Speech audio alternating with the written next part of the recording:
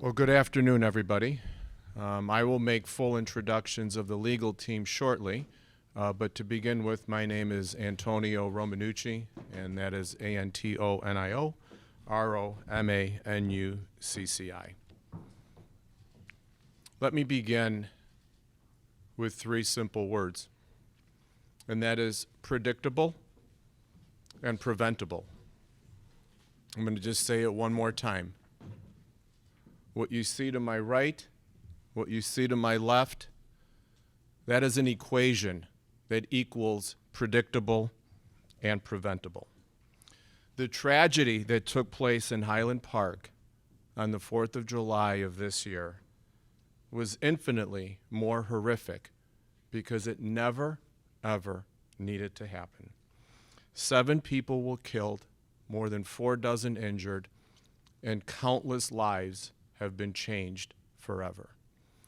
You are going to hear some stories today from some of our clients that are here. Some of them, they're not here. They just couldn't be here today because it was just too much. But you're going to hear some words. When I tell you that lives have been changed forever, we are here because of Highland Park, but this has been happening all across of our country way too often. You are going to hear words and stories of, I can't rock anyone to sleep anymore. My family is not whole. There was never a goodbye hug or a kiss. Horrendous, frightening, sense of safety gone.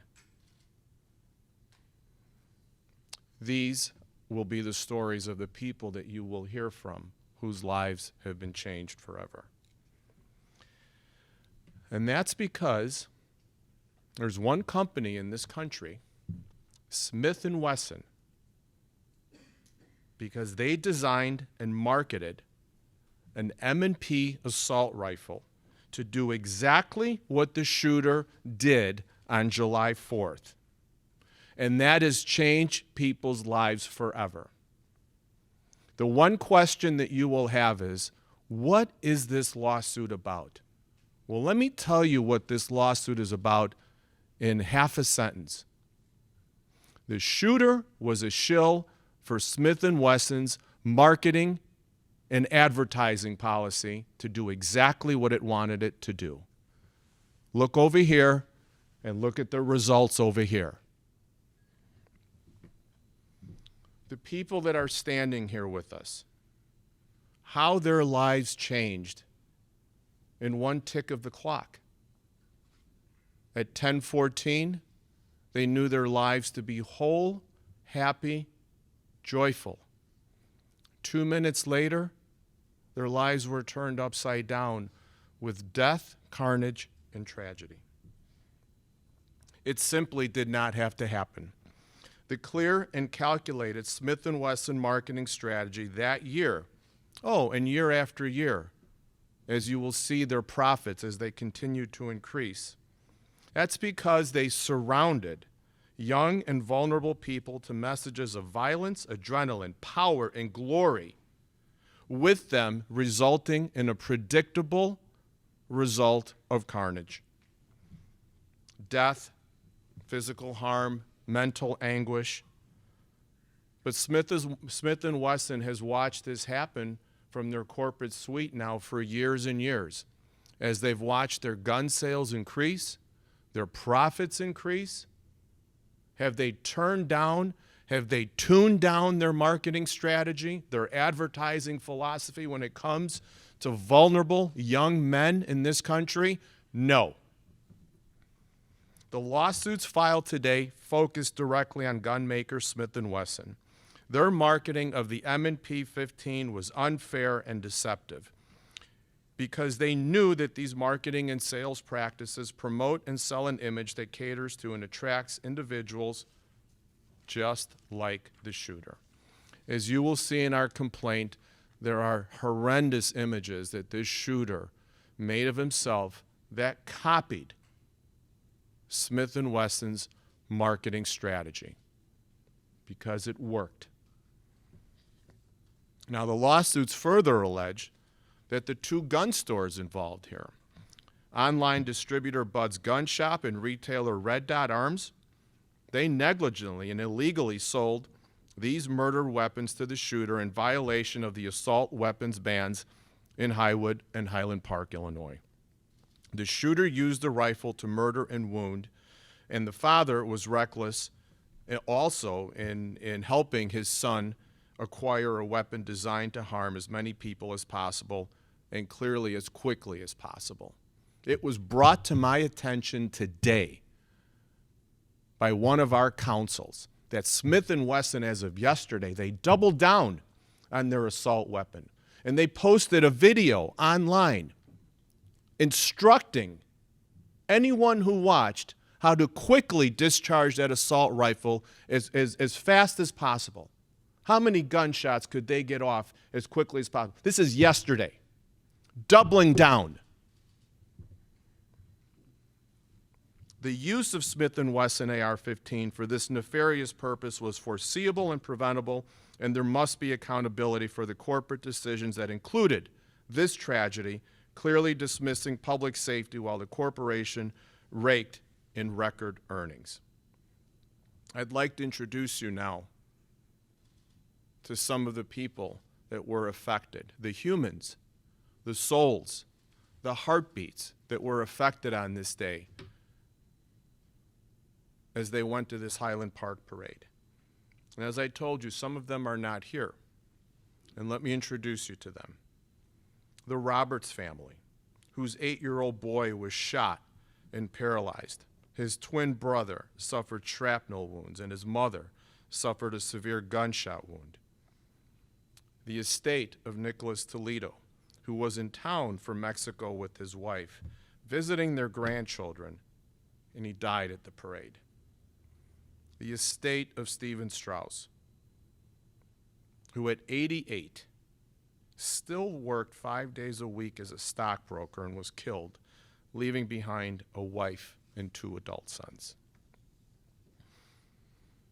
The estate, and mind you, when I say the estate, there are only survivors when I talk about an estate, who worked for decades at the North Shore the estate of Jackie Sunheim, who worked for decades at the North Shore Congregation, Israel, and was shot and killed, leaving behind a husband and daughter. Lauren Bennett, who was shot twice in her back, as well as her mother-in-law, Terry Bennett, who was shot in the arm.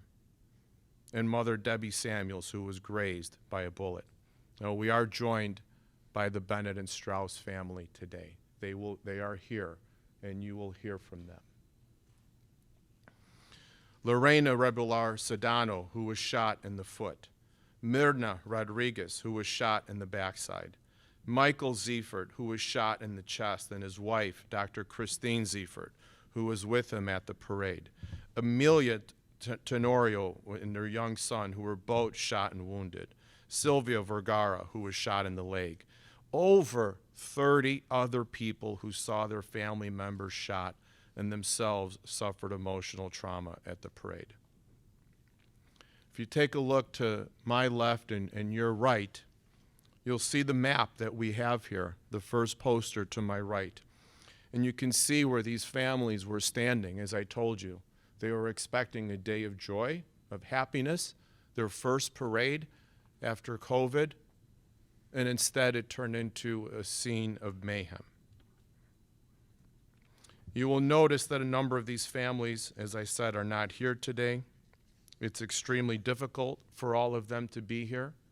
This is triggering, it's traumatic, and I'm so honored that we are here by some of you today. Thank you.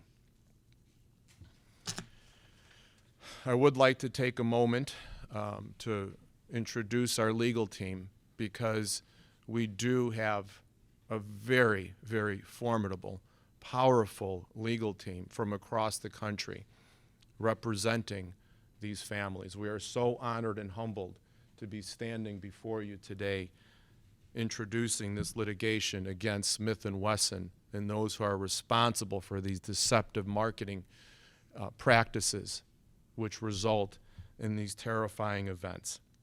So I'd like to acknowledge the attorneys first from Romanucci and Blandin, managing partner Gina DeBoni, partner David Nyman, and partner Michael Holden.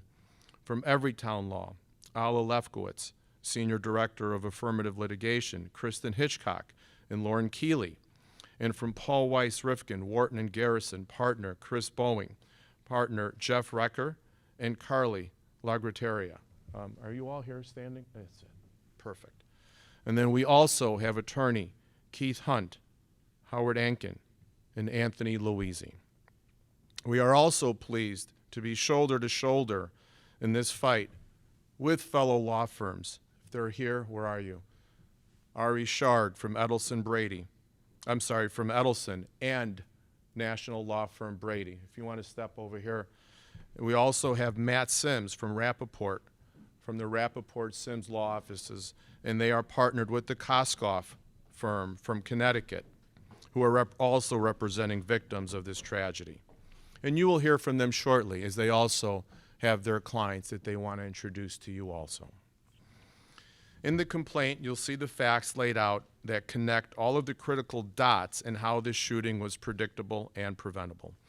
Please take a read of the arguments laid out and the images we found in our preliminary investigation. They are shocking.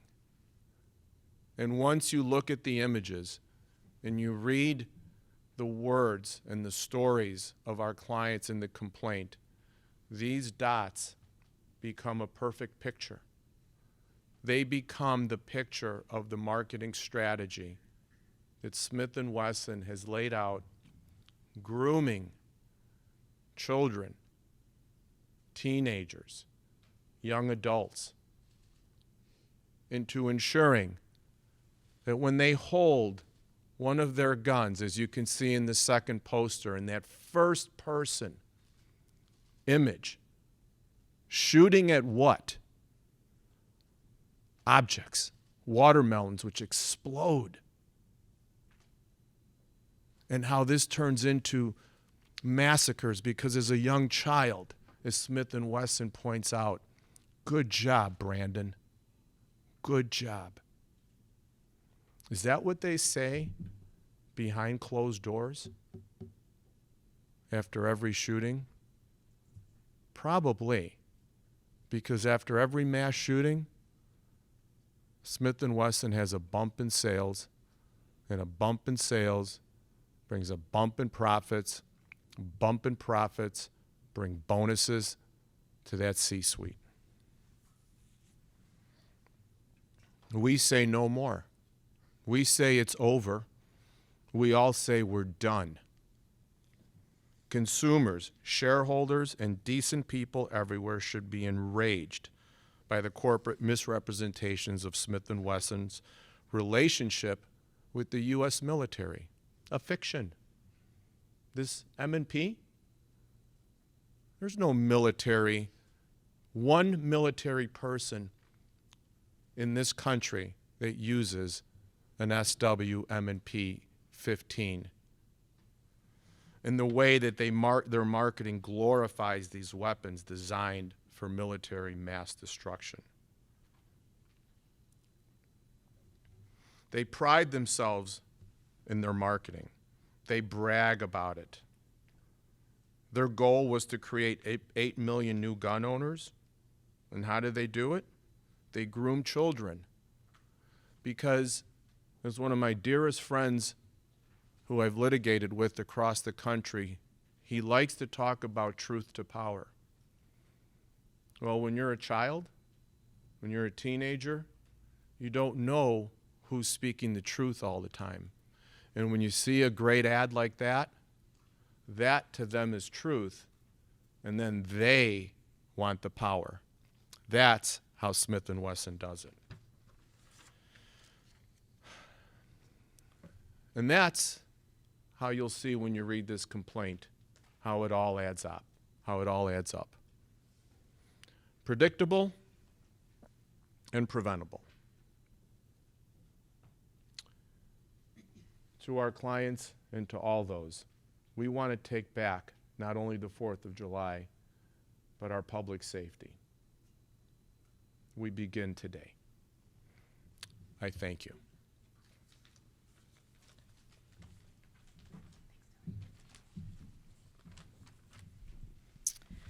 Good afternoon, everyone. My name is Ala Lefkowitz, and I'm the Senior Director of Affirmative Litigation at Everytown Law, which is the litigation arm of Everytown for gun safety. Everytown Law is co-counsel on these cases, along with our partners at Romanucci Blandin and Paul Weiss.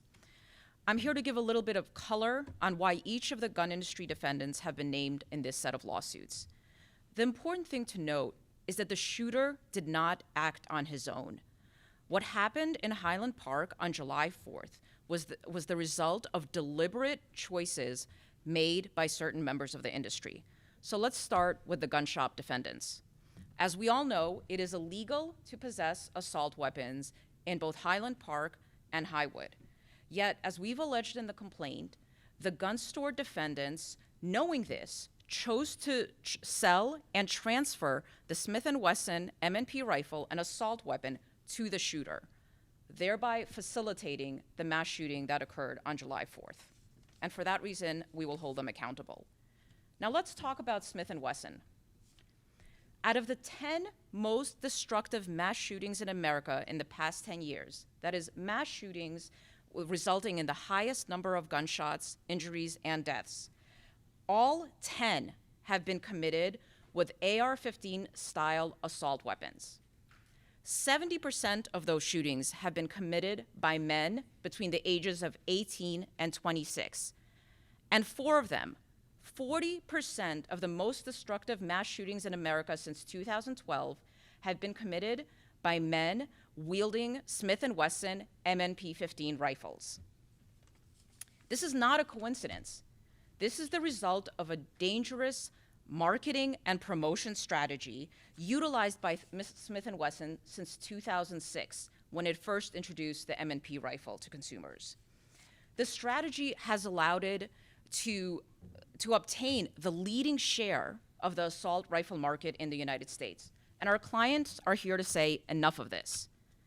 Smith & Wesson has marketed its assault rifles to the civilian market as specifically designed to satisfy the needs of military and law enforcement personnel. Why do they do this? Because Smith & Wesson wants to confer credibility on its M&P rifles from professional, trained users to the civilian young men who look up to military and law enforcement personnel. But while law enforcement are highly trained on their weapons, the civilian users that Smith & Wesson targets are by and large not. And a certain subset of them want these weapons to act out a perverse combat strategy of killing as many people as possible. We all know this, and Smith & Wesson certainly know this. But as we've alleged, it still chooses to use this marketing strategy to build and feed and create a consumer base of young civilian men who are going to keep the money rolling in, not just through the sale of the rifles themselves, but all of the deadly accessories that go with it. Just look at Smith & Wesson's tagline for its assault rifles. More adrenaline, an experience you have to feel to believe. More power. This is the exact same playbook that was used by the tobacco industry to hook kids on its addictive products. As a society, we recognize that irresponsible marketing can happen with a variety of products, whether it's alcohol, whether it's tobacco, whether it's pharmaceuticals. And it is high time that manufacturers like Smith & Wesson are held accountable for facilitating these entirely preventable mass shootings that have terrorized our community. Thank you, and I'm happy to take any questions at the end.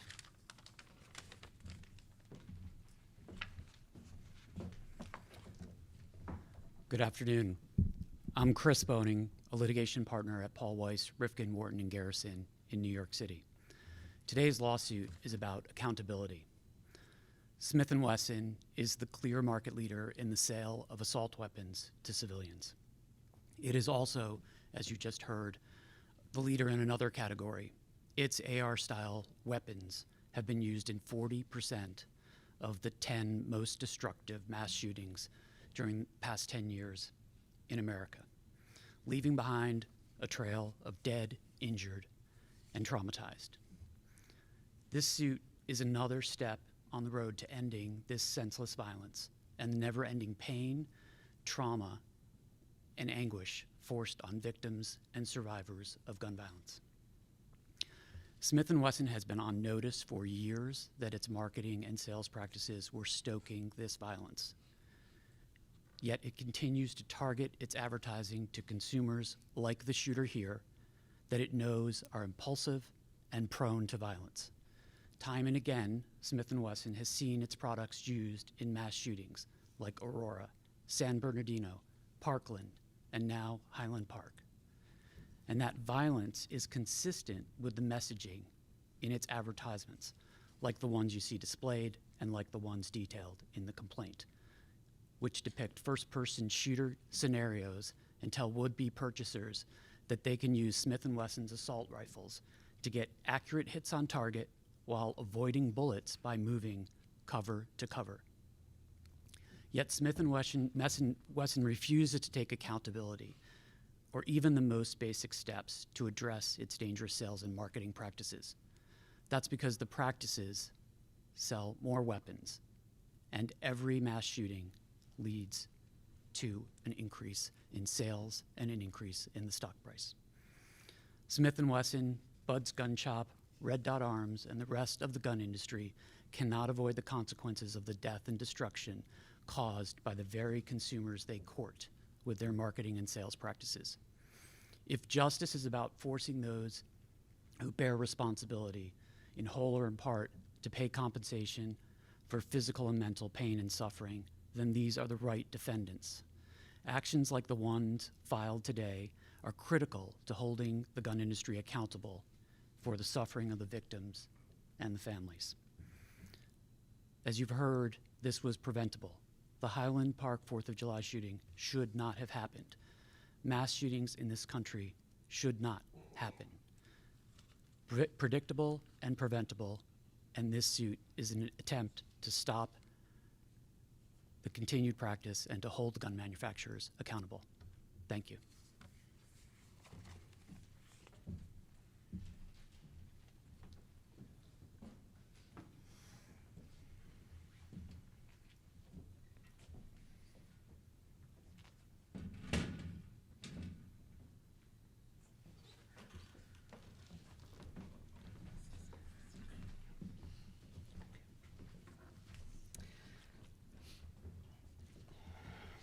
Hello, my name is Lauren Bennett, and I was shot multiple times on the 4th of July.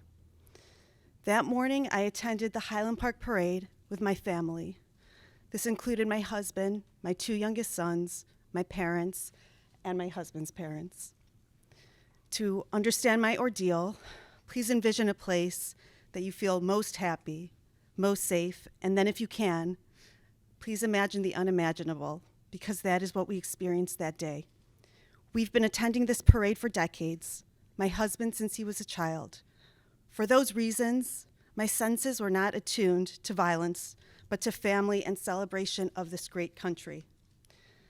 During these first moments of the parade, literally out of the clear blue sky, I heard what sounded like how I would describe as many firecrackers going off, but sounding more violent, more precise, and with direct aim.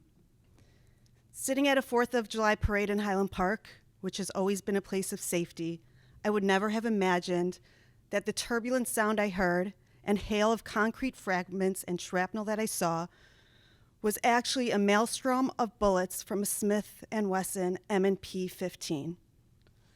Within the first few seconds, while most people were unaware of what was happening, I was hit for the first time. I felt a tight shock in my back and hip and saw my entire lower left side was bleeding. I knew right then we were under attack. At that precise moment, I assumed I was a target, and maybe I was, because when I got up to run, I was hit again by another bullet that deeply cut through my upper back. For those who have never felt a bullet rip through your skin, let me explain how it feels. Imagine a hot metal dart-like projectile tearing through your body at supersonic speed, faster than the speed of sound. You'll feel it burn through your skin, and likely you'll quickly grab whatever part of your body was hit because you know something's not right, only to feel that excessive amounts of blood draining out of you and soaking through everything. At this point, you most likely feel as if you are dying.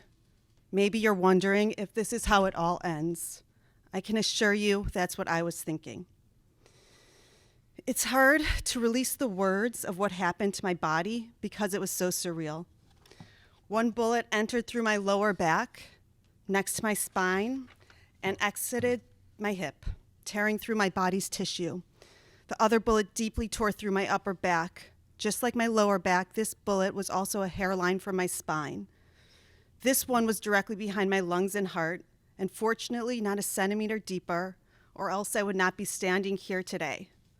2 doctors in the emergency room looked at my back in shock, amazed that I had survived what should have killed me. And in case I ever need a reminder of that day and how my body had been violated, how I almost died, I have deep bullet wound scars that will always be painted on my lower back, my hip, and across my upper left back. We ran to survive. We ran through bullets darting all around us in every direction. We ran around and over pools of blood that engulfed the unfortunate people who would not be going home to their families that day.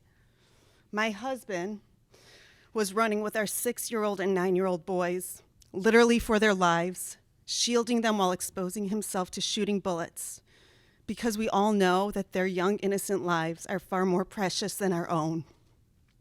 Those boys dodged bullets.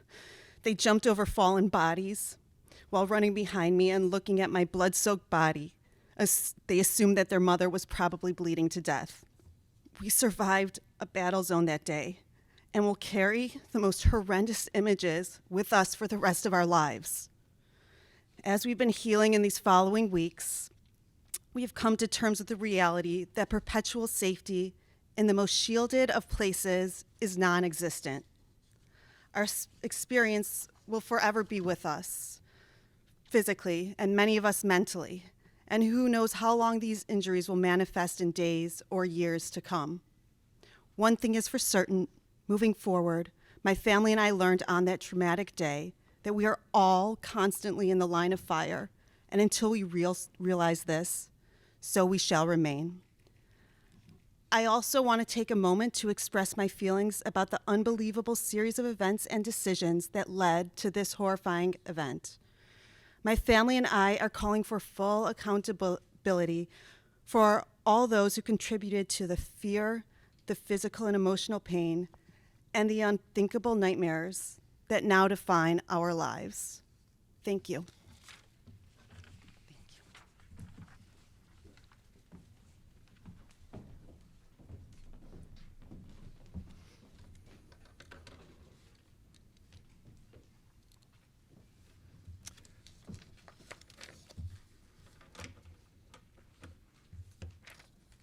Hola, mi nombre es Laura Bennett y el 4 de julio recibí varios disparos. Esa mañana asistí al desfile de Highland Park con mi familia. Esto incluía a mi esposo, mis 2 hijos menores, mis padres y los padres de mi esposo. Para comprender mi calabrio, le pido que imagine un lugar en el que se siente más feliz y seguro y luego si puede imaginar lo imaginable, porque eso es lo que experimentamos ese día. Hace décadas que asistimos a este desfile. Mi esposo asiste desde que era un niño. Por esas razones, mis sentidos no estaban sintonizados con la violencia, sino con la familia y la celebración de este gran país.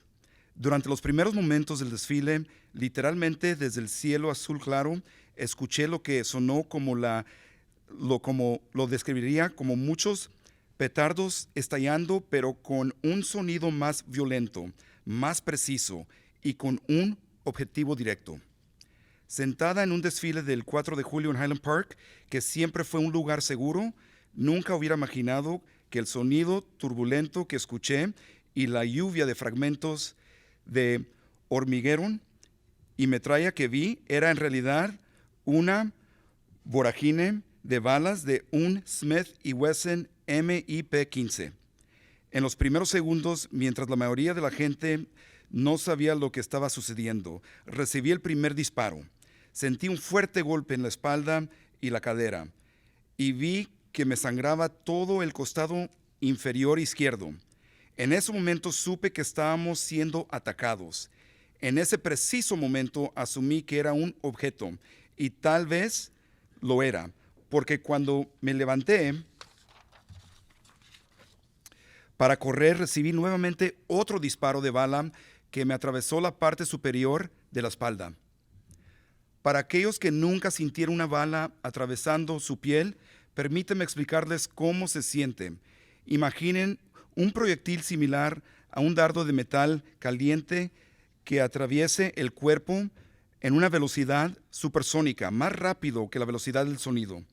Sientes como te quema mientras atraviese la piel y es probable que sujetes rápidamente cualquier parte de tu cuerpo que haya recibido el disparo porque sabes que algo no está bien, y solamente sentirse que estás perdiendo una cantidad excesiva de sangre que empapa todo. En este punto, lo más probable es que sientas que te estás muriendo, tal vez preguntándote si así es como termina todo. Les puedo asegurar que pensé en eso. Es difícil comunicar con palabras lo que le pasó a mi cuerpo porque es tan surrealista.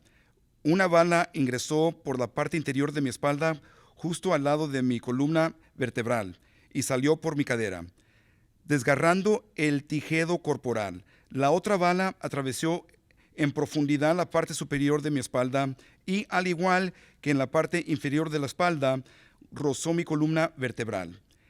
Esto pasó directamente por detrás de mis pulmones y mi corazón, y de haber pasado por un centímetro más de profundidad, no estaría hoy aquí. 2 médicos de la sala de emergencias miraron mi espalda en estado de shock, asombrados de que hubiera sobrevivido lo que debería haberme matado. Y en caso de que alguna vez necesite recordar ese día como mi cuerpo fue violado, como casi muero, tengo profundas cicatrices de heridas de bala que siempre estarán pintadas en la parte inferior de mi espalda, mi cadera y en la parte superior izquierda de mi espalda. Corrimos para sobrevivir. Corrimos a través de las balas que nos rodeaban de todas direcciones. Corrimos sobre los charcos de sangre que envolvieron a las desafortunadas personas que no regresarían a su casa con sus familias ese día. Mi esposo estaba corriendo con nuestros hijos de 6 y 9 años, literalmente para salvar sus vidas, protegiéndonos mientras se exponía a los disparos, porque todos sabemos que sus jóvenes vidas inocentes son mucho más valiosas que las nuestras. Esos muchachos esquivaron balas, saltaron sobre cuerpos caídos mientras corrían detrás de mí, mirando mi cuerpo empapado de sangre, y asumieron que su madre probablemente estaba desangrando. Ese día sobrevivimos en una zona de batalla, y esas imágenes horrendas nos acompañarán el resto de nuestras vidas. A medida que nos fuimos recuperando en las siguientes semanas, tuvimos que aceptar la realidad. La seguridad perpetua en los lugares más protegidos es inexistente.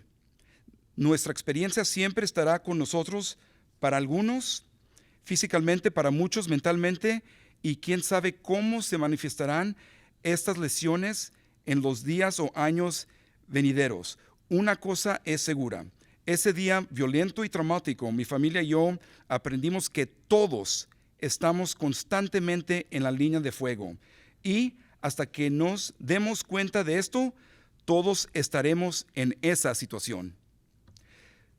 También quiero tomarme un momento para expresar mis sentimientos sobre la increíble serie de eventos y decisiones que condujeron a este horrible evento. Mi familia y yo hacemos una llamada a la plena responsabilidad de todos aquellos que contribuyeron al miedo, el dolor físico y emocional y las pesadillas impensables que ahora definen nuestras vidas. Declaración de Lorena Rebollar Sedano, quien recibió su disparo en el pie, es la que sigue.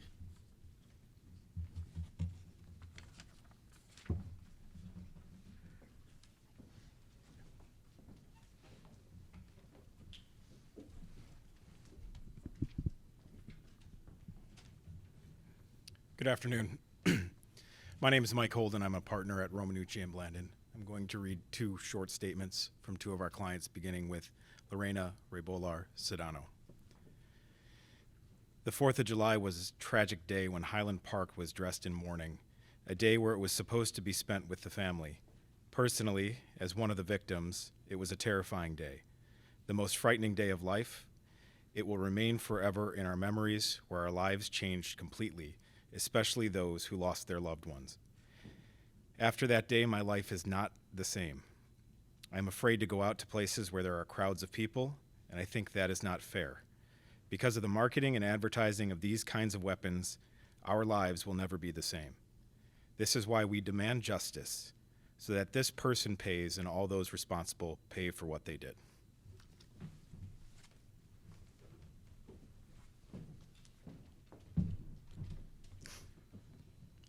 ...4 de julio, un día trágico donde la ciudad de Highland Park se vistió de luto. Un día donde supuestamente era para pasarlo en familia. Yo en lo personal, como una de las víctimas, fue un día aterrador, el día más espantoso de mi vida, que se va a quedar por siempre en nuestras memorias, donde nos cambió la vida por completo, especialmente a las personas que perdieron sus seres queridos. Después de ese día, mi vida no es la misma. Tengo miedo de salir a lugares donde hay multitud de gentes y creo que eso no es justo, que por la venta de armas nuestras vidas no serán las mismas. Por eso exigimos justicia para que esa persona pague por lo que hizo e igualmente todos los responsables. El 4 de julio fue un día trágico en el que Highland Park se vistió de luto, un día que se suponía que era para pasarlo en la familia. Gracias.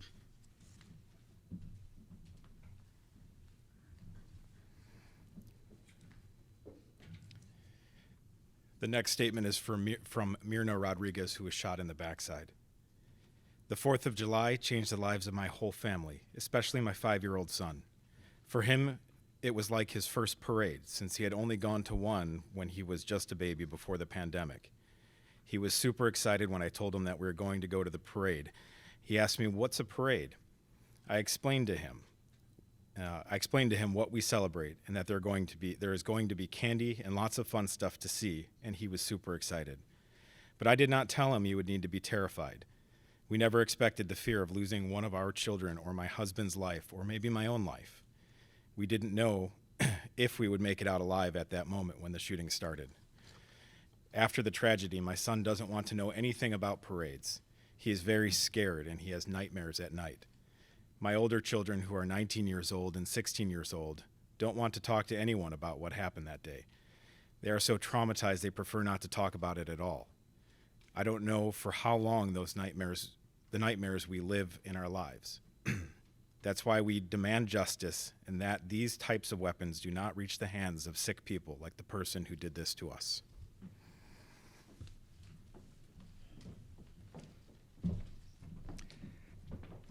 Y esta fue la declaración de Mirna Rodríguez, quien recibió un disparo en los glúteos.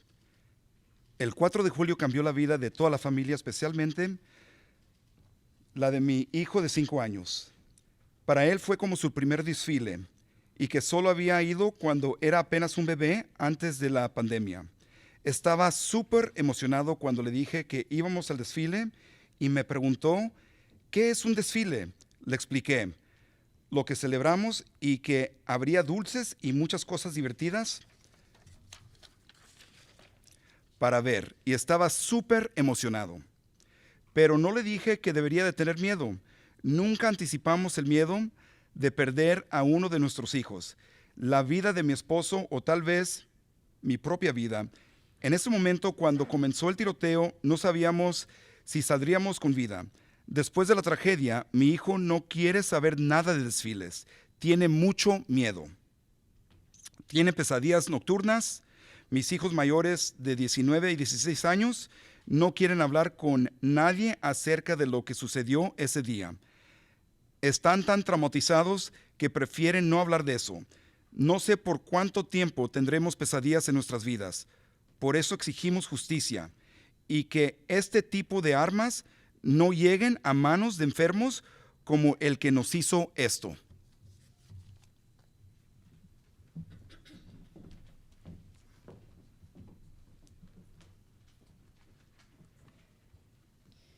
Hi, my name is Kristen Hitchcock. I'm a counsel at Everytown Law, and I am reading a statement for Michael Ziefert, who was shot in the chest.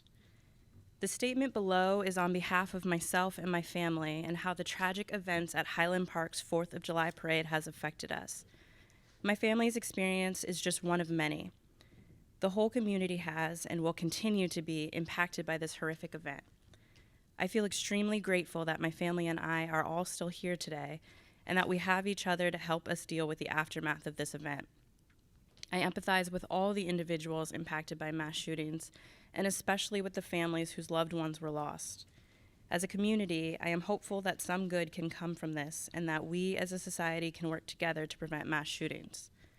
On July 4th, my wife, my 4 young children, and I attended the Highland Park parade with the anticipation of a fun-filled day of watching the parade procession and in participating in various celebratory activities at Sunset Park. Unfortunately, a little after 10 a.m. that morning, my family and I experienced gun violence in what is seemingly an increasing trend in our country. A gunman, for reasons unknown to me, decided to open fire on the parade crowd, a group of innocent people who had gathered together to celebrate our nation's independence as a community. In the immediate aftermath of this event, and even today, my family and I are trying to process and accept the impact this event had on all of us. We are striving to figure out how to positively move forward.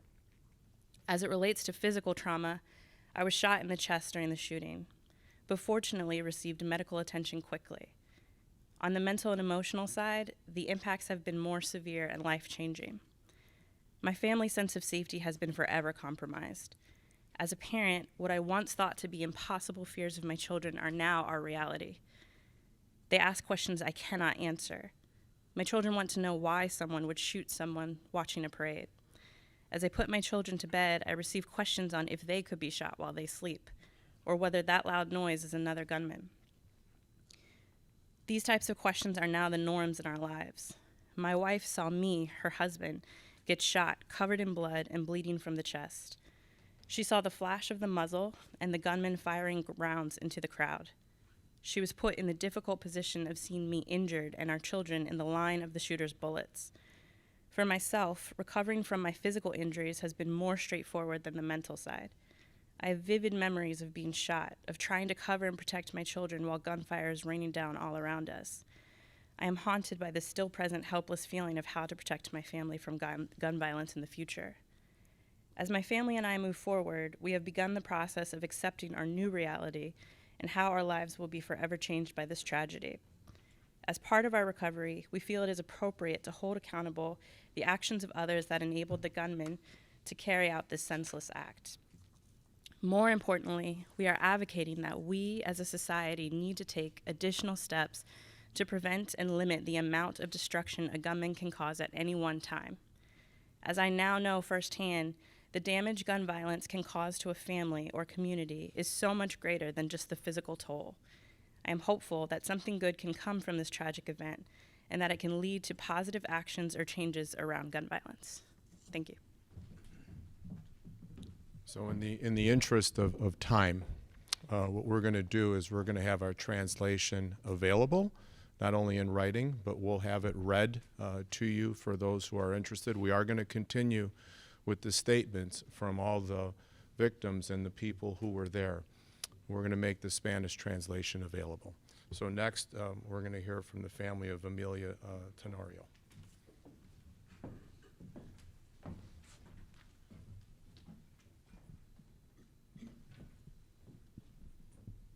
Hello, my name is Carly Lagerteria. I'm from Paul Weiss, Rifkind, Wharton Garrison, and I'll be reading 2 statements today, starting with, as Tony said, the statement by Amelia Tenerio, who was shot in the back of her thigh, and her son was shot in the leg. The 4th of July was a day we used to go to the parade every year as a family. This year, we all left home happy to see it one more time, without imagining the tragedy that we have to live through. It was so terrifying for me to see my 11-year-old son, injured in his leg, crying. He asked me what I had done, what had happened to him. At that time, I was just hugging him to keep him calm. Before the tragedy, our life was calm. We went for walks in the afternoon. We went out to the park without fear that something bad would happen to us. After that day, nothing is the same. Now we live with the fear and the trauma, and that's all we have left. That is why we demand that justice be done and that we stop marketing and advertising these kinds of weapons to people who harm innocent people.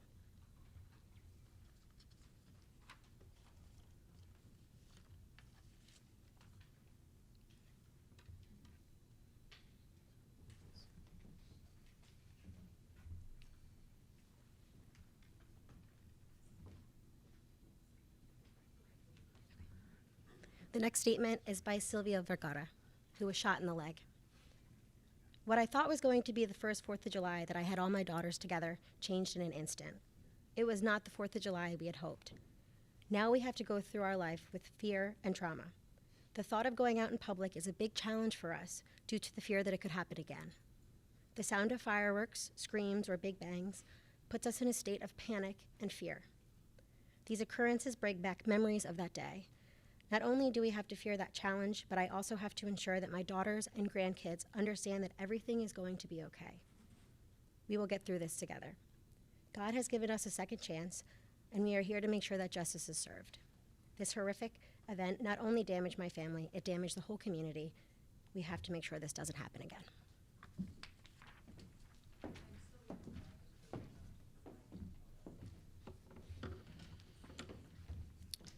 I'm Gina DeBoni. I'm the managing partner at Romanucci Blandin, and I'll be reading a statement by Leah Sondheim, daughter of Jackie Sondheim, who was shot and killed.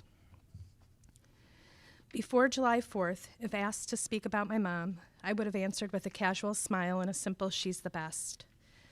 If I was feeling poetic, I would have said that when I think of her, it fills me with a comfort similar to a kitchen still warm from a freshly baked pie. After July 4th, this does not feel like enough. How do you accurately describe years of love and safety? How do you begin to weave thousands of moments, the tiniest of details, into a larger image? How do you properly share the feeling of being rocked to sleep, the joy of dancing around the living room, and the years of conversation? For 28 years, I lived in a world certain that no matter what happened, my mom was just a phone call away. After the phone rang on July 4th and my dad had to tell me that my mom went to the parade, that she was shot, that she was dead, my life is now broken into a before and after. Before, when my family was whole, my childhood home was filled with yarn and laughter. When I would receive at least one call a week to talk about everything and nothing. After July 4th, there is silence, there is grief. There is the weight of her loss filling up every corner of my life. On July 8th, I spoke words I should never have to say at my mother's memorial service. These words came easily to me, words that I wrote as I flew back home that I no longer recognized. I typed them up sitting to a stranger as tears ran down my face, and I fought to take my next breath. But the words flowed easily in that moment. I was able to summarize the shock, what I was feeling, and what I wanted myself, my dad, and my community to feel. Just like it was easy to say those words in front of hundreds of people on July 8th, just 4 days after our lives had forever changed. Now it is harder. It is so much harder to write down how empty I feel. It is much harder to acknowledge and face that this after is my new normal, because the world does not stop, not for anyone or anything. The world can slow for a moment, but that moment is different for everyone. For some, it's just a momentary pause, a brief second to read the headline of another mass shooting. For others, this moment is a few days of funerals and Shiva. And for some, it's weeks of crying, of missing work and other activities. But for me, for my dad, it is a seemingly endless moment of after. That is now our new world. I will spend the rest of my life trying to weave the before into the after, to never forget her laugh, to fill a new home with warmth and love, to keep her memory alive. But I hope this after takes on a new meaning. I hope that this after, this time is different. I need this time to be different. I need there to be accountability for those that allowed this tragedy to take place. I need there to be some form of justice for my mom's senseless, violent death. I need to know that this time, something will change.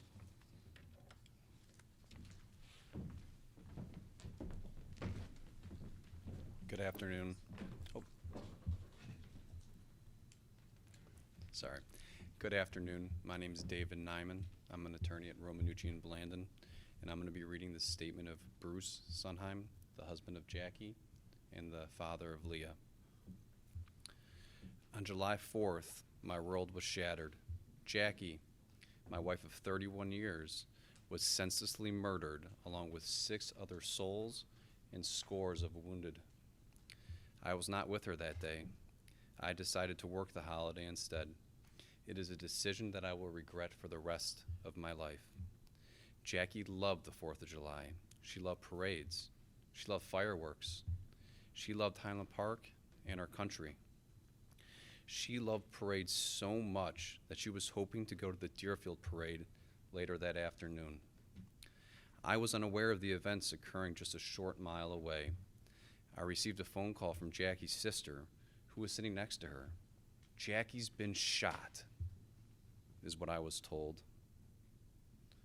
How could she be shot, I asked. A lot of people have been shot, was the response. It was then that I realized that the nightmare of another mass shooting had crashed into our community and our lives. I did not personally experience the terror of those present or the horror of the scene. As I raced to get her, I was blocked as it was an active crime scene.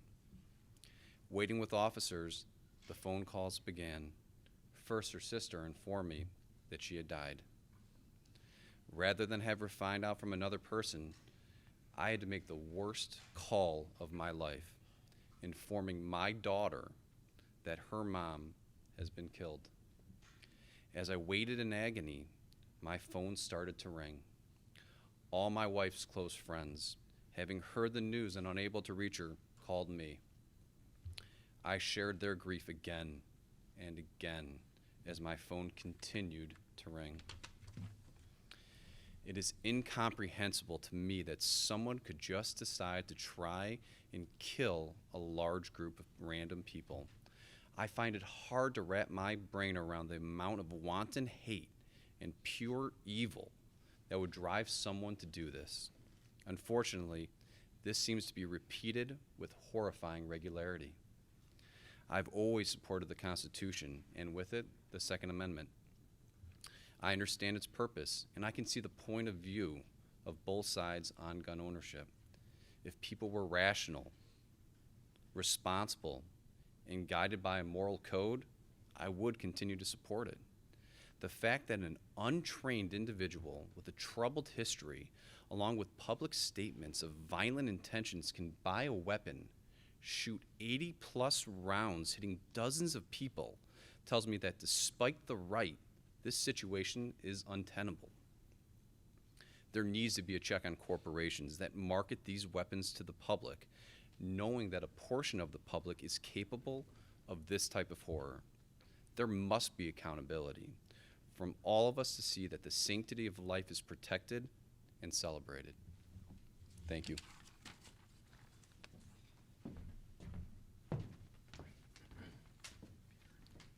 Thank you.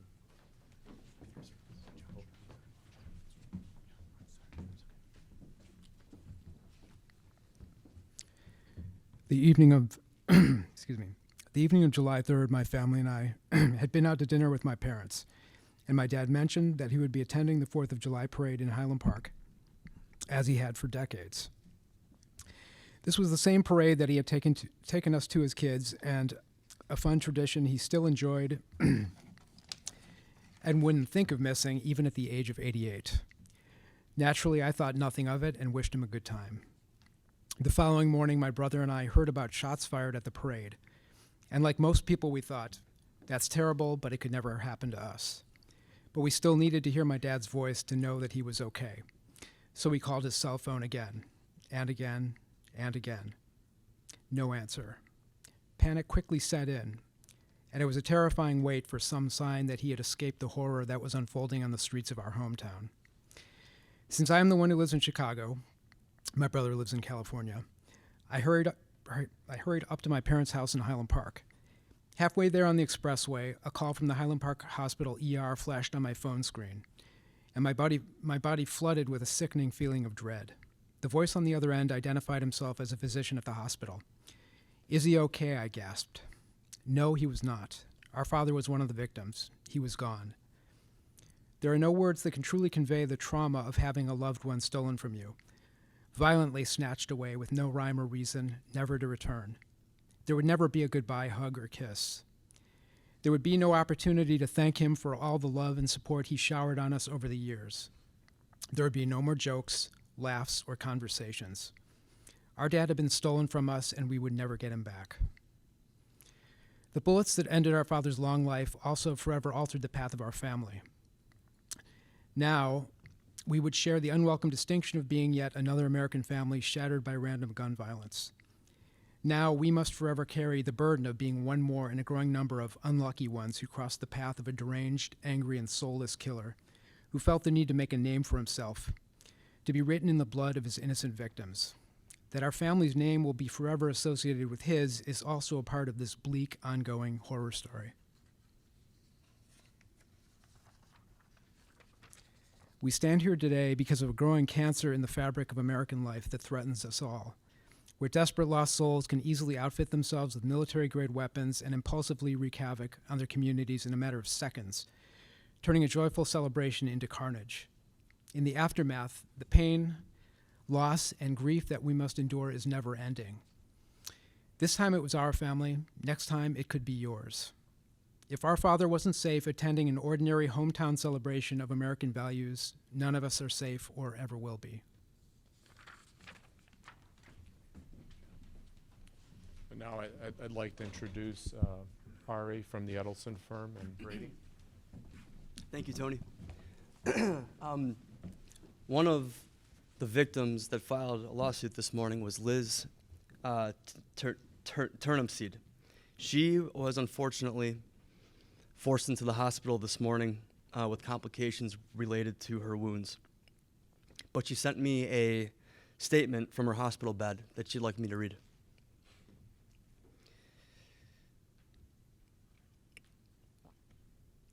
Every night before I go to bed, I relive the same memory from that day. It's the moment I'm shot. I remember the sonic boom from the bullet hitting my body and then being thrown to the ground. I remember looking up and seeing my daughter's stroller knocked down on its side and immediately terrified that my baby was shot as well. Of all the pain and the fear and the carnage of that day, the memory that haunts me the most every day is that I may have lost my beautiful baby. Seeing my husband covering her with his body, we both knew that even though I was shot, the most important thing was to keep her safe. Thank God he did that. He kept her safe, and we are filing this lawsuit today for her, and so that we can hopefully help to stop more families from having to experience that. That's the end of her statement. I live in Highland Park. My family and I were a block away from the shooting. We were hiding in a basement nearby. My 7-year-old daughter was terrified and inconsolable. She looked up at me with a face full of tears and asked, "Has this kind of thing ever happened?" I couldn't answer her question in that moment. But sadly, of course, we know that it's not the first time. It's not even the second or third time. And the fact is that mass shooters, mass murderers, choose the Smith & Wesson M&P rifle more than any other assault rifle on the market. Smith & Wesson's marketing campaigns don't just blur the line between fantasy and reality. They destroy it. Gun sales skyrocket in the days and weeks after mass shootings. We believe that we will demonstrate to a jury that Smith & Wesson is out there training mass shooters as we speak in households all over the country. This is a historic legal team comprised of the top plaintiffs' firms, the two leading gun violence prevention organizations in the country, that's Brady and Everytown, and some of the largest and most prestigious defense firms in the world. This coalition is HP strong, and we will never run out of energy for this fight. Thank you.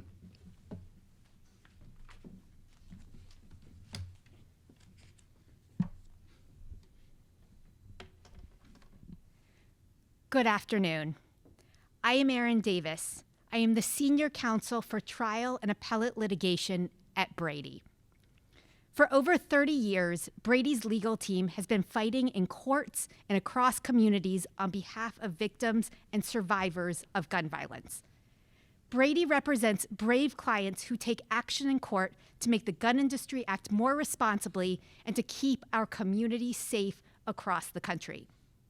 It is my great honor today to be here on behalf of Liz Turnipseed and the other victims of the Highland Park shooting, who made the brave decision to turn tragedy, injury, and loss into action. Manufacturers like Smith Wesson should not be allowed to irresponsibly design and market weapons of war to the general public, profit off of sales of people who will foreseeably facilitate mass shootings, and destroy communities without accountability. Liz and these plaintiffs are here today and are bringing this lawsuit because they want to prevent others from suffering in the way that they have. They are bringing this lawsuit to stop the deliberate, irresponsible, unlawful design and marketing of weapons of war that we read about over and over and over again, devastating communities across the country. This is an important case. It's important for these plaintiffs, it's important for Highland Park, but it's also important for families across the country who have been victims and survivors of these weapons of war. Thank you.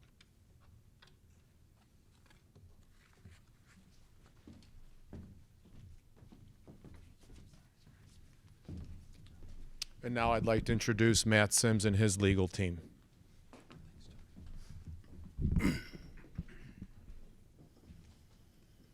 Good afternoon, everyone. My name is Matthew Sims. I'm a partner at the Chicago-based law firm of Rappaport, Weisberg, and Sims. And present here with us today, but not on the stage, are Maria Uvaldo and two of her 4 daughters. Maria's husband, Eduardo, was shot multiple times at the Highland Park parade. Maria was also shot, as was their 13-year-old grandson and so many others. I want to tell a little bit about Eduardo Uvaldo and his family's experience that day. Eduardo was born in Mexico. He came to the United States as a young man looking for opportunity, and he found it. And when he found opportunity, he also found love. When more than 50 years ago, he met his wife, Maria. They fell in love, they married, and they chose to raise their family in Chicago's northern suburbs, not far from where we are here today. And along the way, Eduardo and Maria proudly earned their U.S. citizenship. To the Uvaldos, family was everything. And as their family grew with children, grandchildren, and great-grandchildren, the family stayed close by. Get-togethers and celebrations were important, and for the Uvaldo family, the 4th of July parade in Highland Park was an especially important tradition. In most years, Eduardo would arrive early to ensure that his grandchildren could have cherished front row seats at the parade. And this year's 4th of July parade began no different than many others from years past. And again, the Uvaldos came together to celebrate their shared love for this country. But only 14 minutes into that celebration, the Uvaldo family's American dream was transformed into a uniquely American nightmare. It was in that moment that the sharp crackle of rapid rifle fire cut above the rest of the sounds of the parade. And in those first few seconds, as the shooter emptied his first 30-round high-capacity magazine into the crowd below. Before anyone realized what was happening, Eduardo was shot through his arm as he sat in his chair. And as the bullets continued to rain down around him, and it became apparent that a shooting was happening, Eduardo's first instinct was not to run away from the danger. It was to make sure those around him and his family were safe. And as he stood up from his chair to check on his family, another bullet found its mark and struck him in the head. In the moments that followed, Eduardo was first rushed to Highland Park Hospital. He was emergently transferred to Evanston Hospital. And while his family prayed for a miracle, a team of highly qualified medical professionals did everything in their power to save him. But the gunshot wounds were too much. On the morning of July 6, 2022, comforted perhaps by the reassurance that his wife and his family were safe, Eduardo took his last breath. But it did not have to be that way. Not for Eduardo and not for anyone else at the parade.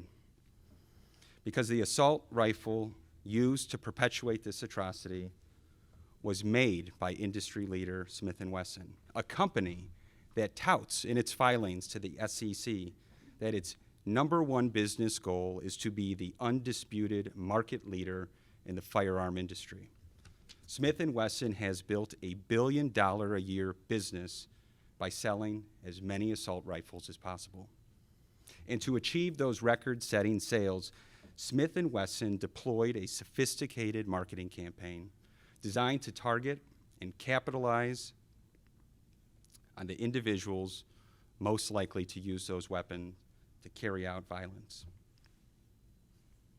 Indeed, Smith & Wesson has trademarked the M&P logo, which stands for military and police, but not with the intent to sell these weapons to the military or the police.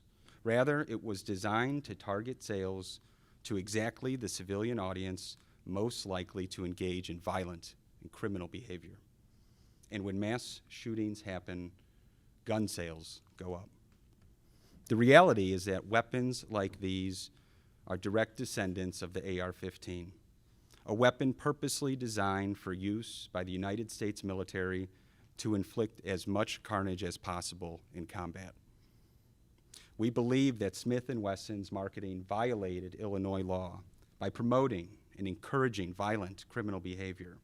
After all, Smith & Wesson has figured out that mass shootings increase assault rifle sales. But when companies break the law and that unlawful conduct causes harm, they should be held to account. To achieve that accountability, the Uvaldo family has asked our Chicago-based law firm to partner with the Connecticut-based law firm of Koskoff, and Beater. And we're pleased to stand here today with all these other fine law firms to join forces on behalf of all who suffered, united in a common cause to do everything that we can to right this terrible wrong. Thank you.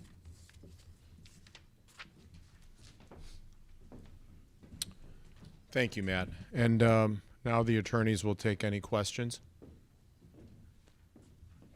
Charlie. Tony, these cases have come up before, once in New Jersey and once in California. Explain why you think you can win in this case and why you're going after the marketing and not the company itself. Well, first of all, we're going after the marketing because we see that's the path. We're trying to put together a picture here. We're trying to, as I told you earlier, connect the dots. And I think these dots are being very well connected because we see a pattern. This isn't just Highland Park, Illinois, as I believe it was Chris who went through the litany of shootings, and Allah and the people from Brady know throughout history that now we're seeing a pattern. And as we see the marketing of these assault rifles ramp up ever since the ban ended about 18 years ago, when we see the marketing campaign that's happened since then, that's where we see, the graph. You know, one of my partners said, Tony, I wish we could have extended that graph to 1999. And indeed, had that bar graph been shown to be 1999, there'd be a flat line. There wouldn't be any. Because the marketing, quite frankly, works. It's doing its job. So we're able to actually bring this litigation because of that sort of pattern that we've seen in the marketing, and we know what it's doing. I don't know if anybody else wants to add anything to that.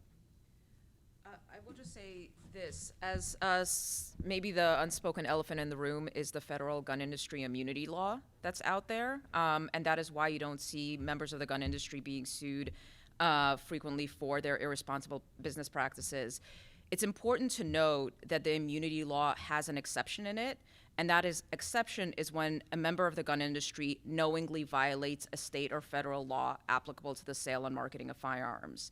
And here, that's exactly what is being alleged, that Smith & Wesson, in addition to the two gun shops that have been named as defendants, did violate the law. With respect to Smith & Wesson, it is the consumer protection laws of Illinois, and with regard to the gun store defendants, it is the assault weapon ban ordinances.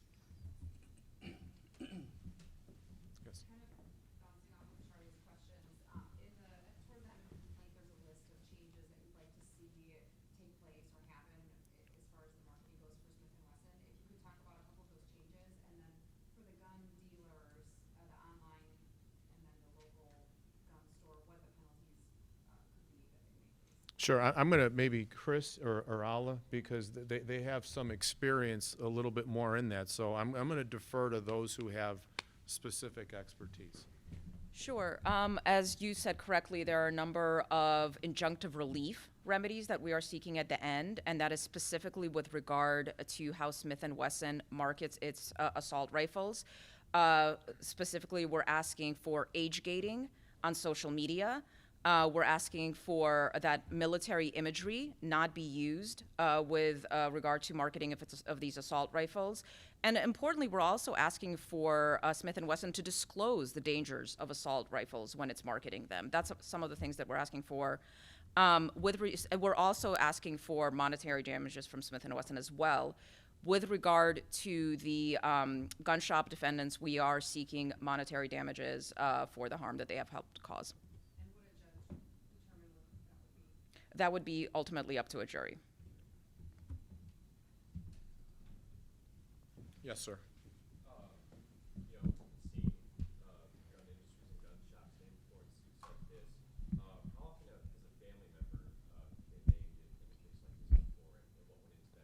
Well, I mean, family members have been named before, and if you're talking specifically here, yes, the shooter has been named, and it's appropriate to name the shooter here. And a jury will also determine what responsibility that shooter had. But don't forget, we have to show, proximate cause, and it's only a cause here. And so long as we can show that Smith & Wesson's marketing was a cause in this shooter doing what he did, we prevail. So it's totally appropriate to have the shooter in the lawsuit, as we've named him. As of course you can see, we've named his father also. But ultimately, this case is about Smith & Wesson, because you have to lead from the top, and that's where this started. Yeah, if I could follow up real quick, there was a lot of talk about the law enforcement agencies and what they knew before. I know there's protections, for them, but why not name one of those agencies like the Illinois State Police? What are their thoughts on that? Well, yeah, my thoughts are that, number one, this case is about Smith & Wesson. And as we get into, what's called the discovery process, the lawyers are gonna learn a lot here. And right now, we know that it was a Smith & Wesson M&P 15 that caused these people to die. It was the finger on the trigger of this particular assault weapon that caused the harm and the death. It wasn't anyone else. That was the entity involved, and we know who the person was. So right now, we're focused on them. Yes, sir. As Alla mentioned, it is historically hard to go after gun manufacturers because of the Commerce and Arms Act. How heavily did the lawsuit brought forth by the Sandy Hook families against Remington and the path that they took, similarly going after the marketing of that company, play into the lawsuit that you have laid out today? Sure. I'm going to maybe Chris. Chris would be great. Sure. So every case has to stand on its own merits. Obviously, the bravery of the Sandy Hook families and the results in the Soto case show that we have the right legal theories here to bring to bear on behalf of the families and those affected. And we have the right legal team and the resources to go toe-to-toe with the gun industry and seek justice. And just to add to what Chris said there, one of the important things about this lawsuit, lawsuits that came before it, and lawsuits that unfortunately will come after it, probably for similar causes, is the fact that each one of these lawsuits develops good legal precedent that allows future victims to bring cases. And certainly the Sandy Hook case was wonderful precedent that added to the claims the right legal theory and the impact that hopefully this lawsuit will have.